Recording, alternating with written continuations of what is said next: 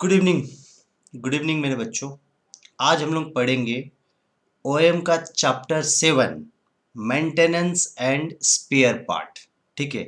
इस चैप्टर का आंसर जो है, जितना भी क्वेश्चन है उसका आंसर आप लोगों को बहुत अच्छा से आता है। मैं जानता हूँ, 100% बता रहा हूँ, आपको बहुत अच्छा से आता है। और आपके अंदर से वो आंसर कैसे निकालना है मैं बता दूंगा। आपके अंदर से वो आंसर भी निकल जाएगा। 10 से 15 नंबर का एग्जाम में आता है और सबसे इजी टॉपिक है, याद रखिए। बहुत अच्छा से आपको इसका आंसर आता है, मैं एकदम बता दूंगा, आपको याद हो जाएगा। देखिए डायरेक्टली आ जाइए। सबसे पहले पढ़ेंगे मेंटेनेंस। मेंटेनेंस क्या होता है? देखिए, मेंटेनेंस का सिंपल सा मीनिंग है repairing and checking of the machine.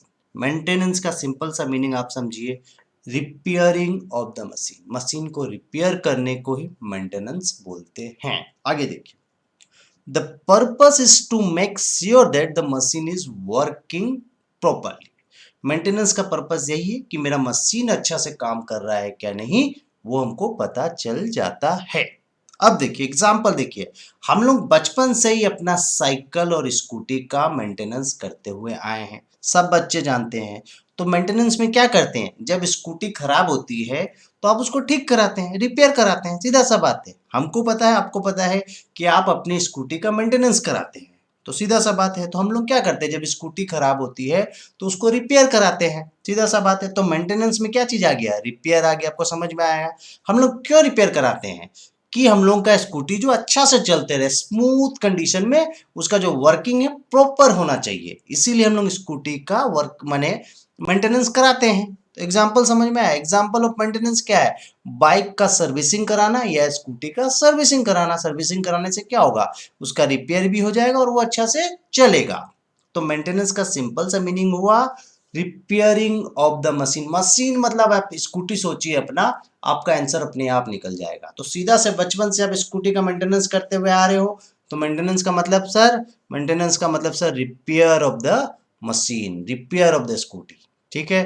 क्यों कराते हैं, पर्पस क्या है कि मेरा स्कूटी अच्छा से वर्किंग करते रहे, अच्छा से वर्किंग प्रॉपरली हो। तो the purpose of maintenance is to make sure that the machine is working properly. Example bike servicing, एकदम एकदम इजी एग्जाम्पल है। अब देखिए, अब एग्जाम का क्वेश्चन आया, what is breakdown maintenance and preventive maintenance क्या है। अब देखिए आपको समझाते हैं ये वाला। देखिए, तीन प्रकार का मेंटेनेंस एग्जाम में आया हुआ बहुत इंपॉर्टेंट क्वेश्चन है। ठीक है। There are 3 type of maintenance. Maintenance 3 प्रकार का होता है। हम एक शॉर्टकट बता रहे हैं, उसके बाद प्रोविजन में आएंगे। ठीक है, बुकिश लैंग्वेज में। देखिए, 3 प्रकार का मेंटेनेंस मतलब 3 प्रकार का आप रिपेयर कराते हो अपनी स्कूटी का। सबसे पहला कि चलाते चलाते मेरी स्कूटी पूरी तरह बंद हो गई, अब वो आगे बढ़ ही नहीं रही है। ठीक है, मतलब शट डाउन हो गया, उसका ब्रेक डाउन हो गया सोच लीजिए। तो ये हो गया break down maintenance. Break down मतलब पूरी तरह बंद हो जाना। नाम से एकदम स्ट्रेस माथा में वर्ड याद रखिएगा, ब्रेक डाउन मेंटेनेंस मतलब नाम से ही समझ में आ गया कि बंद हो गया पूरा स्कूटी, अब और आगे बढ़ेगा नहीं। ठीक है। अब दूसरा देखिए, प्रिवेंटिव मेंटेनेंस। प्रिवेंटिव प्रिवेंटिव मतलब क्या, मतलब प्रिवेंटिव मेजर लेना। तो प्रिवेंटिव मेंटेनेंस मतलब क्या, आप जो बाइक का सर्विसिंग क्यों कराती हो कि बाइक मेरी खराब ना हो जाए, प्रिवेंटिव मेजर लेते हैं हम। तो प्रिवेंटिव मेंटेनेंस नाम से ही आपको समझ में आ गया कि उसको प्रिकॉशंस लेना। ठीक है, प्रिवेंटिव मेंटेनेंस। अब देखिए, रूटीन मेंटेनेंस मतलब डेली रूटीन का, डेली रूटीन का मेंटेनेंस, जैसे बाइक को धो लेना डेली, बाइक का ऑयलिंग कराना एक्सेट्रा। अब देखिए, जो प्रोविजन है, जो बुकिश लैंग्वेज वो पढ़ेंगे तो आपको समझ में आएगा। सबसे पहले है ब्रेक डाउन मेंटेनेंस। आप मशीन मतलब बाइक समझिए, आप अपनी, ठीक है, स्कूटी समझिए। ब्रेक डाउन मतलब क्या, here machine is repair when it's break down. Machine कब रिपेयर होगा, जब वो पूरी तरह बंद हो जाएगा, ब्रेक डाउन। मशीन कब रिपेयर होगा, 3 टाइप का मेंटेनेंस है, याद रखिएगा, break down maintenance, preventive maintenance and routine maintenance. इसके नाम में है आंसर छुपा हुआ है। ब्रेक डाउन मेंटेनेंस कब मशीन आप रिपेयर करेंगे, जब वो पूरी तरह ब्रेक डाउन हो गया, आप मशीन काम करना बंद कर दिया, अब उसको ठीक कराए। अब जब बाइक पूरी तरह काम करना बंद कर देती है तब हम उसको ठीक कराते हैं मेरी स्कूटी को, तब खर्चा बहुत ज्यादा लगता है। तो obviously it is very costly maintenance. Example देखिए, bike break down during way to exam hall. हम एग्जाम देने जा रहे थे, घर से निकले, बाइक का ब्रेक डाउन हो गया, बाइक पूरी तरह खराब हो गई है। अब क्या होगा, अब उसको रिपेयर कराना ही पड़ेगा। तो कराना पड़ेगा तो बहुत एक्सपेंसिव होगा। तो ब्रेक डाउन मेंटेनेंस कब होता है? जब मशीन पूरी तरह ब्रेक डाउन हो जाए। याद रखिए, नाम में से लिखा हुआ है, machine is repair. Break down में आप रिपेयर कब कराओगे? जब मशीन पूरी तरह ब्रेक डाउन हो जाए, नाम में आंसर लिखा हुआ है। ये बहुत एक्सपेंसिव है। अब देखिए, प्रिवेंटिव मेंटेनेंस और रूटीन मेंटेनेंस, ये दोनों सिमिलर टाइप है, लेकिन दोनों में हल्का सा डिफरेंस है। रूटीन मेंटेनेंस मतलब जो डेली होता है, और प्रिवेंटिव मतलब जो कभी कभी होता है, पीरियोडिकली में, फ्रीक्वेंटली बेसिस में होता है। देखिए देखिए, here maintenance is done on frequently basis. Example समझिएगा, the objective is to prevent the machine from breakdown. अपनी बाइक को प्रिवेंट कर रहे हो कि खराब ना हो, तो उसी के लिए हम सर्विसिंग कराते हैं। हम हर 3-3 महीना में जो सर्विसिंग कराते हैं, क्यों कराते हैं हम बाइक की सर्विसिंग, अपनी स्कूटी की सर्विसिंग? क्योंकि मेरी स्कूटी बंद ना हो जाए, उसमें कुछ कचरा खराबी हो तो ठीक रहे, तो प्रिवेंटिव ले लेते हैं। तो here maintenance is done on frequently basis. याद रखिए, प्रिवेंटिव मेंटेनेंस कब होगा? जब आपकी बाइक चलती रहेगी, लेकिन फ्रीक्वेंटली बेसिस में होगा। याद रखिए, the object of preventive is to, the objective is prevent the machine from breakdown. Obviously breakdown से हमको प्रिवेंट करना है, इसीलिए हम करा रहे हैं। एग्जाम्पल देखिएगा, बाइक सर्विसिंग एवरी 3 मंथ। जो बाइक का हम सर्विसिंग करा रहे हैं हर 3-3 महीना में, वो एक तो प्रिवेंटिव मेरी तरफ से लिया जा रहा है, प्रिवेंटिव मेंटेनेंस।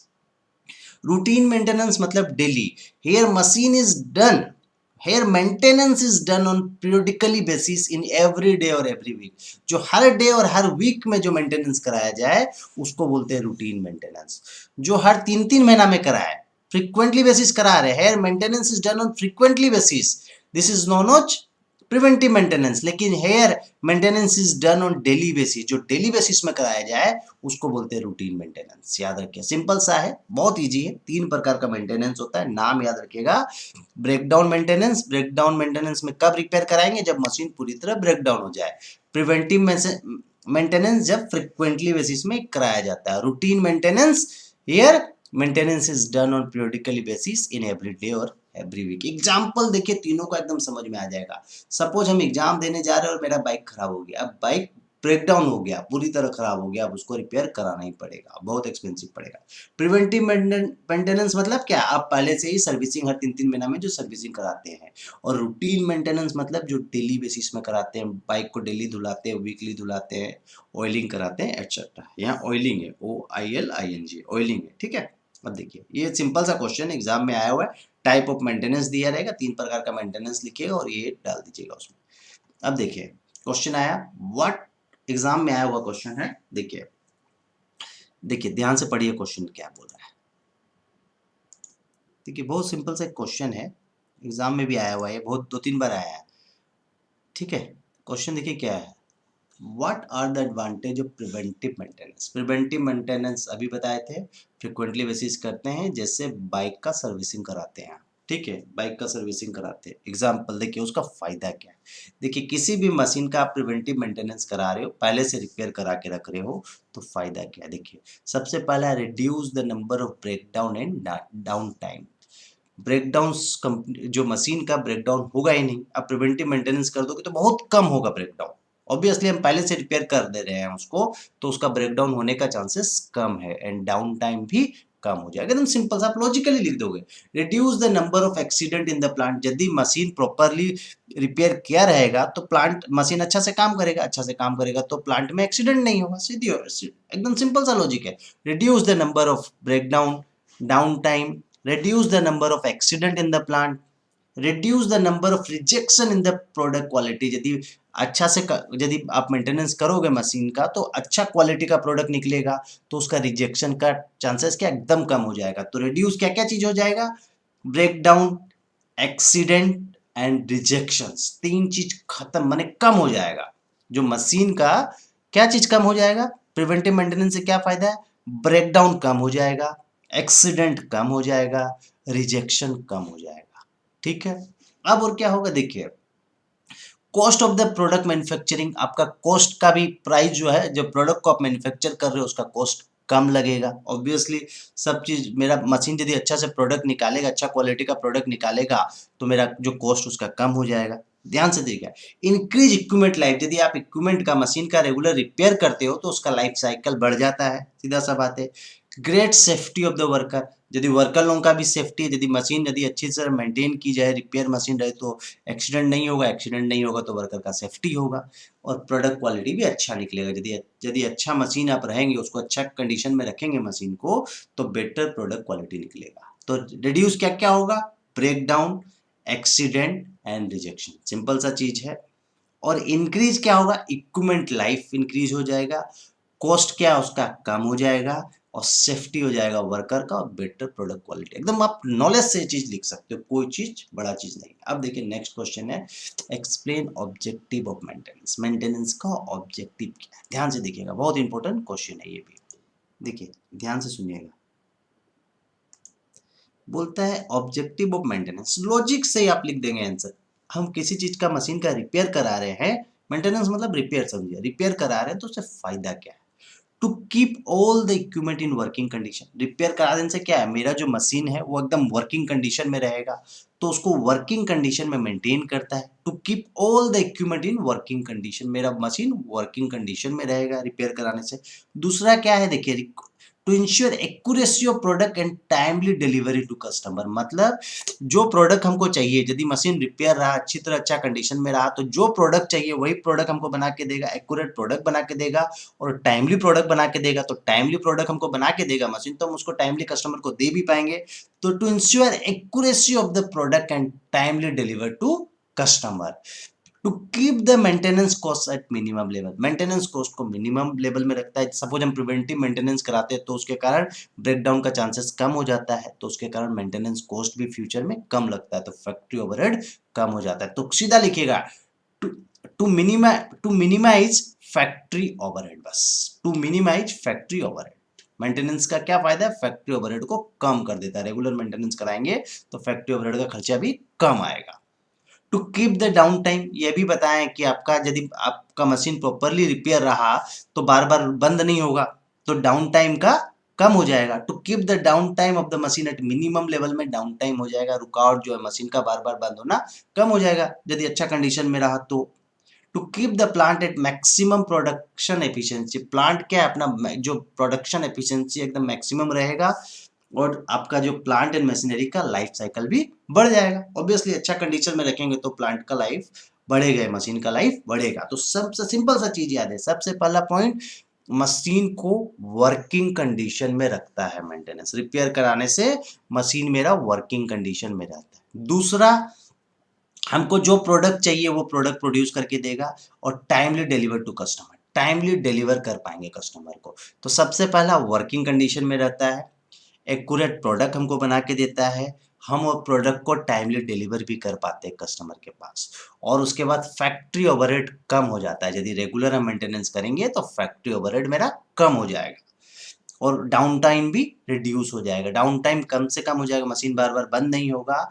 और क्या होगा, प्रोडक्ट जो है, प्लांट क्या है अपना मैक्सिमम प्रोडक्शन एफिशिएंसी, जितना उसका प्रोडक्शन कैपेसिटी है उतना, यदि आपका अच्छा मशीन रहा, अच्छा कंडीशन में रहा, तो मैक्सिमम कैपेसिटी का प्लांट अपना जितना कैपेसिटी है उतना प्रोडक्शन कर पाएगा। और यदि रेगुलर आप मेंटेनेंस कराते हो तो प्लांट का लाइफ भी बढ़ जाएगा। बस सिंपल सा 4-5 पॉइंट है, आपको लॉजिकली आप आंसर दे दोगे।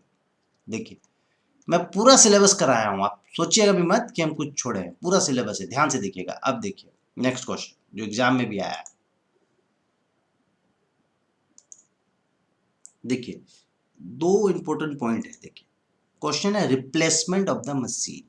रिप्लेसमेंट, आप मशीन का रिप्लेसमेंट कब करते हो? There are two reason for replacement of the machine. Machine का रिप्लेसमेंट का दो रीजन है। रिप्लेसमेंट मतलब नया मशीन लाना और पुराना मशीन को हटा देना।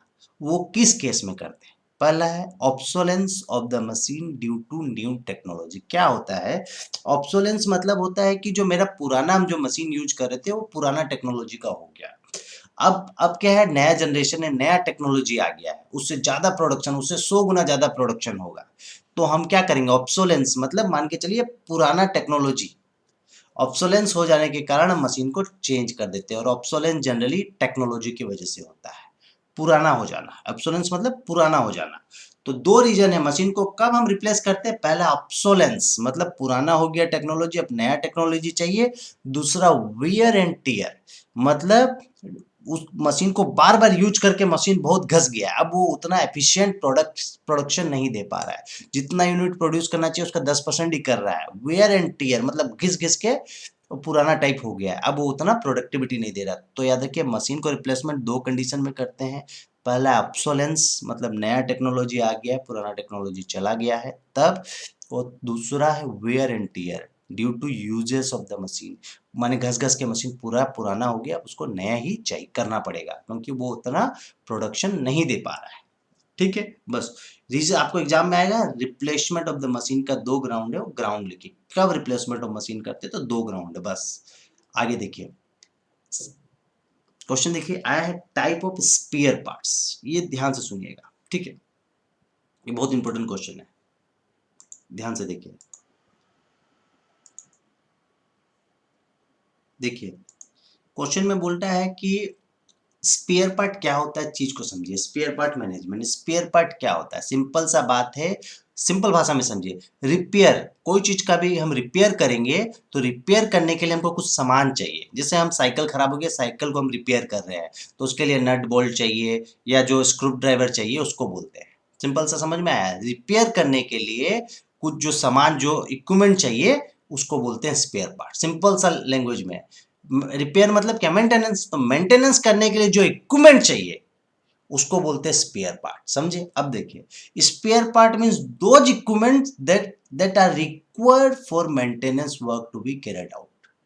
समझ में आया, मेंटेनेंस मतलब रिपेयर करने के लिए जो इक्विपमेंट चाहिए, स्क्रू ड्राइवर नट वगैरह, उसको बोलते हैं स्पेयर पार्ट। सिंपल सा बात है, दो ग्रुप है, there are two group of spare part, fast moving spare part and slow moving spare part. Fast moving spare part उसको बोलते हैं जो फ्रीक्वेंटली यूज स्पेयर पार्ट है, जो एकदम फ्रीक्वेंटली यूज होता है उसको बोलते हैं फास्ट मूविंग स्पेयर पार्ट, और लेस फ्रीक्वेंटली यूज होता है उसको बोलते हैं स्लो मूविंग स्पेयर पार्ट। अब देखिए एग्जाम में क्वेश्चन आया टाइप ऑफ स्पेयर पार्ट, ठीक है, दो ग्रुप लिखेगा और टाइप है चार प्रकार का।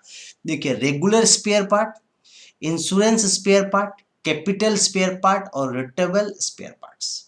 ठीक है, एग्जांपल इसको देखिए, रेगुलर स्पेयर पार्ट में क्या लिखेंगे, रेगुलर यूज स्पेयर पार्ट जो लेस एक्सपेंसिव है, ठीक है। और इंश्योरेंस स्पेयर पार्ट में इसका उल्टा लिख दीजिएगा, not regular use spare part और more expensive. Regular spare part का जो अपोजिट है वो है इंश्योरेंस स्पेयर पार्ट जो एक्सपेंसिव है। और कैपिटल स्पेयर पार्ट क्या होता है, देखिए जो नॉट अवेलेबल, जो इजीली अवेलेबल नहीं है, और जो एक्सपेंसिव है, जो बहुत बाहर से मंगाना पड़ेगा, जो इजीली अवेलेबल नहीं है उसको कैपिटल स्पेयर पार्ट बोलते हैं, और जो कॉस्टली है याद रखिएगा। और रोटेबल स्पेयर पार्ट होता है जो जनरली यूज का नट बोल्ट वगैरह को बोलते हैं रोटेबल स्पेयर पार्ट। बस टाइप ऑफ स्पेयर पार्ट आपको चार्ट तो याद रखना, regular spare part, insurance spare part, capital spare part और रोटेबल स्पेयर पार्ट। और इसमें क्या लिखना है वो हम आपको बता दिए। बस इस चैप्टर में इतना थ्योरी देखिएगा, दो प्रैक्टिकल का क्लास होगा उसको देख लीजिएगा। ये चैप्टर का मैं नोट्स अटैच कर दे रहा हूँ इसके साथ, डिस्क्रिप्शन में आपको मिल जाएगा। थैंक यू, मेरा वीडियो आपको पसंद आया तो मेरे चैनल को लाइक सब्सक्राइब जरूर कीजिएगा। Thank you.